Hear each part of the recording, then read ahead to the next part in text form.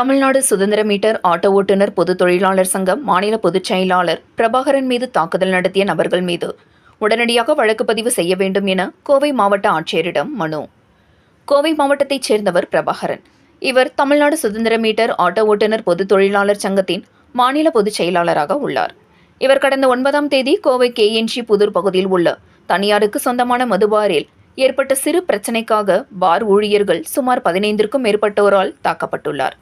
இதுகுறித்து துடியலூர் காவல் நிலையத்தில் புகார் அளித்தும் எந்தவித வழக்கு பதிவும் இதுவரை செய்யவில்லை என்று தமிழ்நாடு சுதந்திர மீட்டர் ஆட்டோ ஓட்டுநர் பொது தொழிலாளர்கள் சங்கத்தின் சார்பாக அதன் மாநில தலைவர் டாக்டர் சரவணன் தலைமையில் கோவை மாவட்ட ஆட்சியர் பவன்குமாரிடம் மனு அளிக்கப்பட்டது.